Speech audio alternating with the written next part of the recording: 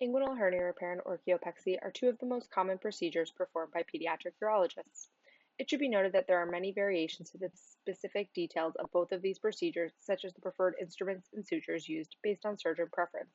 This video will demonstrate our approach to these cases as well as highlight key steps. We'll start with inguinal hernia repair. Key steps include clearing off the shelving edge of the external oblique and identifying the external ring, isolating the spermatic cord, identifying the hernia sac, which as we'll show is always anterior medial in location, dissecting the hernia sac off of the cord structures and performing high ligation of this, and widely opening the distal aspect of the sac to drain a scrotal hydrocele component if present. An approximately 2 centimeter incision is made in a natural skin fold in the groin. Marking the anterior superior iliac spine and pubic tubercle can be helpful. The incision is typically located about a finger breadth above the pubic tubercle and extends laterally from the lateral border of the scrotum. Palpating the external ring may also be helpful in choosing the location of the incision. Dissection is carried down through the subcutaneous tissues and scarpous fascia with electrocautery. The external oblique fascia is cleared off with retractors, and a DeBakey forceps or spreading a hemostat or scissors may help define the shelving edge, which is a helpful landmark. Here, a hemostat is placed beneath the external ring and used to lift the fascia before opening it with a number 15 blade in a retrograde manner. The fascia can also be opened antegrade with a scalpel or scissors. Lifting the fascia helps to avoid injury to the ilioinguinal nerve, which can be adherent to the undersurface of the fascia. Tagging the lateral leaflet with a suture can assist with exposure and facilitate easy closure at the end of the procedure. The cremasteric fibers surrounding the spermatic cord can be separated bluntly, as shown here, to expose the cord. Cautery or scissors can also be used to create the cremasteric window.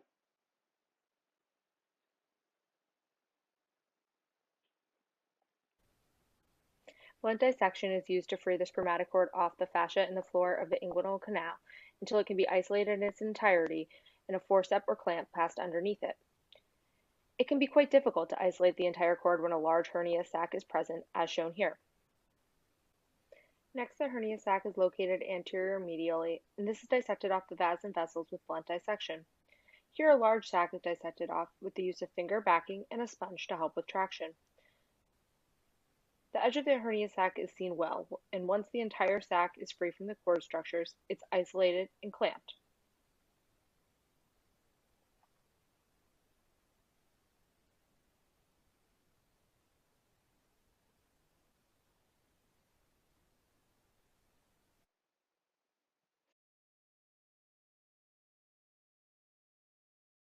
Here, a smaller sac is separated from the cord structures by brushing them down with the DeBakey forceps and a sponge.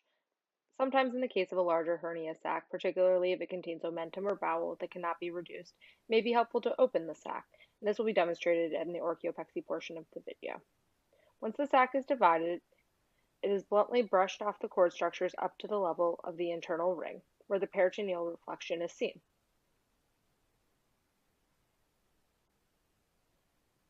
High ligation is then performed. Here we use a 4-0 PDS suture for this.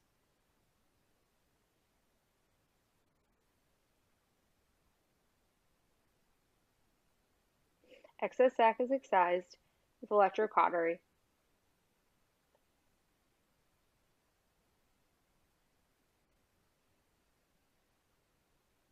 And the ligated stump is returned to the retroperitoneum. The distal aspect of the sac is then widely opened to drain any scrotal component of the hydrocele.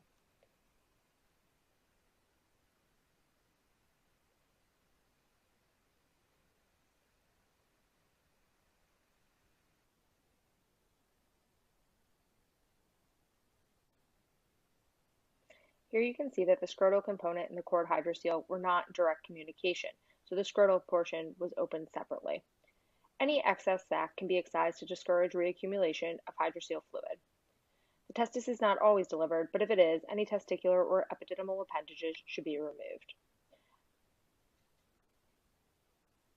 After the testis is returned to the scrotum by tugging on the gubernacular attachments, the external oblique fascia is closed. Here we close it with a 4-0 PDS in a running manner.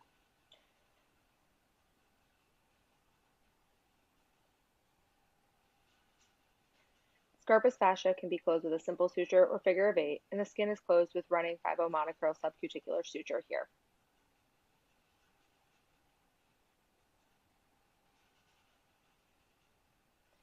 Dermabond is applied for a dressing, and you can see our incision still measures about 2 centimeters, or the width of a surgeon's finger. Next, we'll show inguinal orchiopexy. You will note that much of the anatomy is similar to what was seen in the hernia repair. Key steps include clearing off the external oblique fascia, including the shelving edge and external ring. The spermatic cord is then isolated and testicle identified. Once the testicle has been identified, the ectopic gubernacular attachments can be divided, and the cord is partially mobilized by freeing it from cremasteric fibers and fascial attachments. Dissecting the hernia sac off of the cord is a crucial aspect of orchiopexy. A path is created between the groin and the scrotum, and the testicle is brought down into the dependent scrotum and secured in place. The subcutaneous tissues are opened with cautery.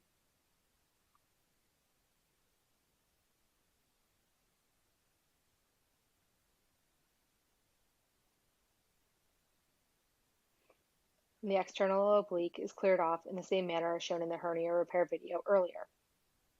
This is performed through a very similar incision to the hernia repair. The tunica vaginalis is grasped on gentle traction, and blunt dissection is used to free it and deliver this into the incision. By following the tunica vaginalis, the testis can be delivered and identified. You see it coming into view here.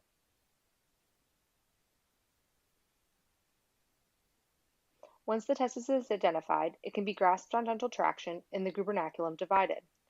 Care should be taken to watch for a long looping vas and ensure this is not injured during this process.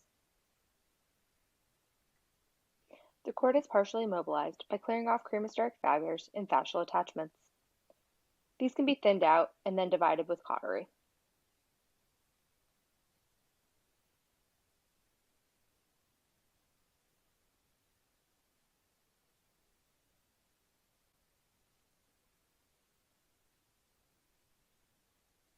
Here you see a testicular adrenal rest. The tunica vaginalis is opened over top of the testis, and the testicle is examined.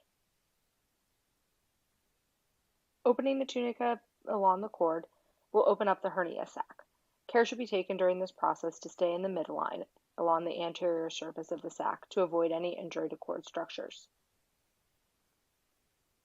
The open edges of the sac are grasped with mosquito clamps to allow the sac to be stretched out gently over the cord. An assistant should hold the testis on gentle traction to facilitate the dissection of the posterior wall of the sac off of the cord structures. Next, orchiopexy scissors are used to dissect the posterior wall of the sac off of the vas and vessels, using alternating sweeping motions and opening the tines of the scissors widely. The sac can be very adherent to the cord structures, and if it is not easily separated off of them from one direction, trying from the other direction can be helpful, as it was in this case. You can see here that the sac is quite large and stuck to the vas and vessels and envelops them in an omega fashion, which is typical of an undescended testis and also makes this dissection more difficult. The posterior wall can be separated off the cord in pieces, and these pieces can be gathered together using mosquito clamps.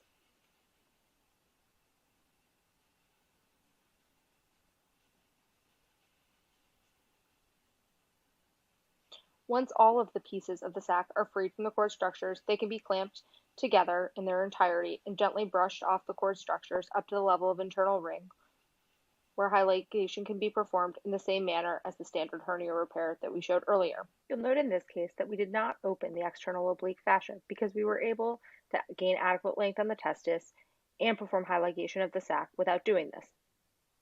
This is often feasible in infants where the internal and external rings are very close to one another.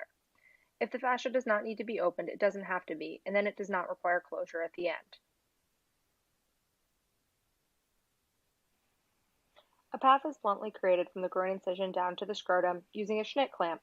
A surgeon's finger can also be used for this purpose. The path should be created just anterior to the pubic tubercle. A scrotal incision is made along a rugae, and blunt dissection is then used to create a subdartos pouch in the inferior and lateral directions.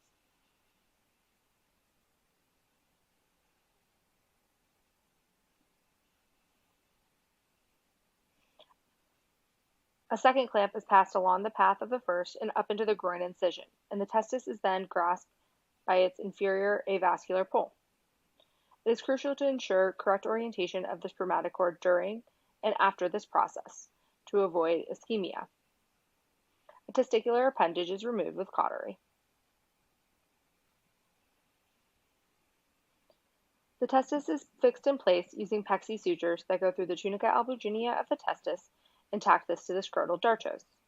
An inferior suture is used first, followed by one to the medial wall of the pouch. These are performed using 5-0 PDS suture.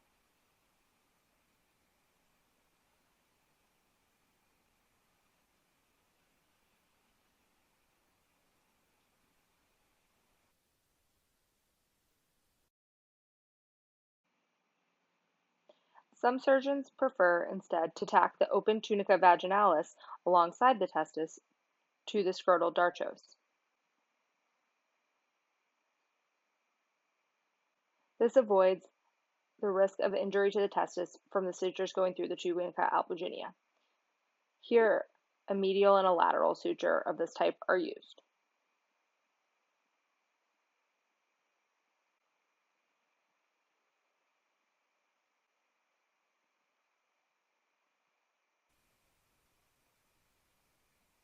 The testis is returned to the scrotum, and both the groin and scrotal incisions closed in 2 layers. We hope these videos were helpful in understanding the key steps and anatomy of these common urologic procedures.